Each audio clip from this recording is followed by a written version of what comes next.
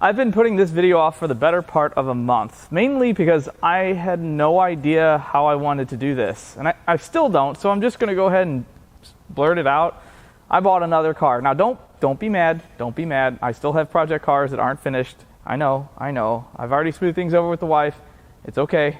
And it's not just any car that I've bought. I bought a 96 Mustang Cobra in Mystic. And I know some of you guys are thinking, wow, I've never seen you with a Ford. Well, it's not that I'm not brand loyal. I just like the interesting versions of regular cars, and this fits the bill. It's from the 90s. It's a manual, and it's a cool color, and it's manual.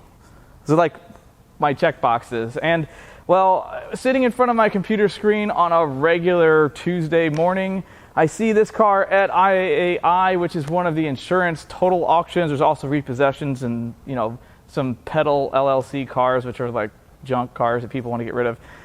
And I see this and I think, there is not a chance in hell that I'm going to win this car, but I have to try. I mean, I have to try. So I bid on it, and it had no key, had no instrument cluster, no miles, didn't know if it ran or drove. I just knew what it looked like. And I looked through all the pictures. I didn't see anything that was too terribly scary. So I bid on it, and then I walked away because I can't watch things live. I cannot watch the auction live. Otherwise, I end up with way too many cars. And I won it. And when I say I won it on approval. And I thought, there's no way in hell it's going to go for this money. Like, they're going to come back with some obscene number. Typically, a car that's sold on approval, they want a higher dollar value than it went for, they counterbid you. And in this case, they just accepted. I about fell out of my chair. I mean, I took a picture of the screen, saying, look, it's waiting for approval. I sent it to my buddy Pete. And then about an hour later, it says, congratulations, you've been awarded lot, whatever that lot number is. And now I own a Mustang, another project car. My eyes just like glazed over. What am I doing? Anyway, I had to have it, and I brought it back here. I sent one of my guys to go pick it up. When they picked it up with the loader to put it on our trailer, we noticed it had no exhaust. But, I've seen stranger things. I also noticed in the pictures that it had a gray interior. That's not supposed to be like that. There's only 2,000 of these, and they all had black interior. Every last 96 Mystic Cobra had a black interior. Why is the interior gray? I had so many questions, and I have strangely got them answered. Well, the first question I had is, how many miles are on this? And I know you guys are staring at an instrument cluster now. It turns out that this cluster is laying in the back of this car. In the back of the car. And it's got 90,000 miles on it. And I know some of you Mustang guys are going, well, that's just when the odometer broke. Well, the trip meter works. So I think that's actual miles. I did a Carfax on it. The history shows like a logical order of miles, and I think this car has 90,000 miles, which is astonishing. Absolutely astonishing. The second and perhaps biggest question, at least up to this point, was, does this run? And I had no key for it. And I mean, I searched through this entire car, and there's some junk in here. So I ended up non-car thievery drilling out the ignition and pulling the switch off the bottom. And then I had to program some keys. This has PATS, Ford Passive Anti-Theft System. So I had to program a couple keys for it. And I ended up programming keys with this drilled out and kind of holding them in there and rigging it. I ended up rekeying a brand new lock cylinder for it, but it runs. And it runs pretty good, although it's really loud with no exhaust. It's really loud.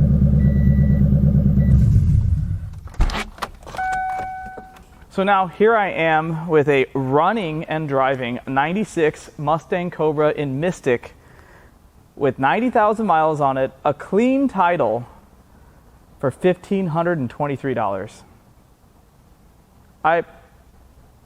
How could I say no? And now I have to fix it, right? I mean, I'm so cheap in it, and it runs. I couldn't possibly part this out. I mean, okay, I could part this out. I'm not going to part this out. If it was any other color, but a Mystic car, nah, this one's getting fixed. Why do I do this to myself?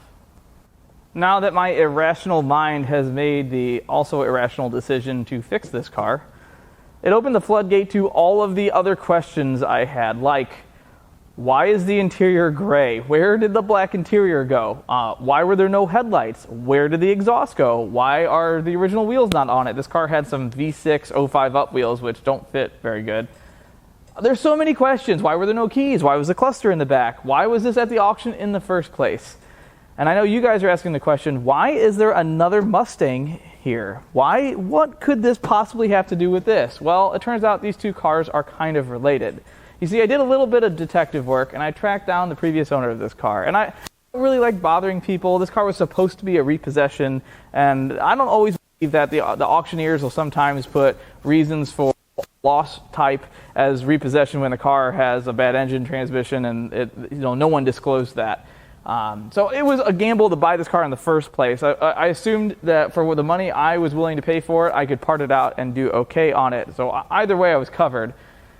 But this car actually was repossessed, and it's not like it was taken in the middle of the night. The owner surrendered it. There are some circumstances that happen to really good people that are beyond their control, and I'm not pointing fingers or saying anything bad about the people that own both of these cars because they were fantastic to deal with. They were very nice, and shout out to both of them. It turns out that the interior from this car is in this car, and the gray interior that's in this car originally came from this car. The guy that owned this is the cousin of the guy that owned this. That answered a whole lot of questions, like who would go through the effort to swap a crappy gray interior? It's not in good shape. Well, the nicer interior ended up in this car. When I say nicer, this still needs quite a bit of work. The door panels are junk. The seats are going to get reupholstered. But where did the exhaust go? Well, that was long gone. Why were there little weird things on the back window? Well, it turned out this car used to have louvers on it. Well, okay, that makes sense. Where did the headlights go? Oh, they're on this car. I mean, there's so many questions that I had in the back of my head that were answered by talking to them. And it was fantastic to put the pieces of this puzzle back together. Hopefully I can have as much luck putting this actual car back together. I even found out why this wheel has tons of camber, because I guess somebody hit a curb when driving it. I ended up buying some Bilstein shocks for it. Hopefully that'll rectify whatever issue this is. I don't know what's bent, but I'll get in there. Anyway, I'm elated at this situation. I have hardly any money in this car. They sold me this car for $1,000. It runs and drives. It's very, very rough. Would never fix this car. But it has the interior from this car. It has the correct airbag, it has the correct steering wheel, it has the correct interior. I got to replace a lot of parts. I'm totally elated. Completely elated. Another really funny thing is that one of the keys that came with this car fits all the door locks on that car, because they swapped the entire column. It turns out one of their friends swapped the interiors over, and they were going to swap a bunch of other parts, and it never happened. There's some pretty sad situation on that, but now I have two keys for this car, although only one is programmed, which I can program that later. And this car also has a working odometer. Two working 94 to 98 Mustang clusters. I need to play the lottery. Now, this deal isn't all steak and Brussels sprouts. There is some bad things about this car, and the worst thing, I think, is the driver's side door. About 2/3, maybe 3/4 of the door has been repainted. Poorly. Very poorly. It's not even the right paint. And, I could go on and complain about someone doing things the wrong way, and this was, apparently, according to the previous owner, this was like this when he bought it, and the guy that owned it before him, it was like that when that guy bought it. So I don't really know who to point a finger at. I'm not mad. It's just, find me a Mystic door. For all you guys hoarding Mystic parts in your garage, and I know there's a few of you, sell me a driver's side door. Name your price. I mean, within reason. But I know the paint is extremely expensive, and I'm not interested in fixing this door. It's actually delaminated on the side. It's a kind of common thing, I guess, for these cars. Anyway, I'm going to have to hang a door on it. But again, the cosmetic stuff will be last on this car. I don't really want to paint anything on it if I don't have to. The paint is not perfect at all. There's chips and scratches and bird crap in the paint and flaws. But again, it's a 90,000 mile, 25-year-old car at this point. It's to be expected. The paint on the spoiler is also gone. So hopefully I can find a spoiler for it. If not, I'm just going to have to close my eyes, write a check. Well, that's going to be ugly. Maybe I'll pay with a credit card so they can understand what I wrote, and get what I need to painted on this car.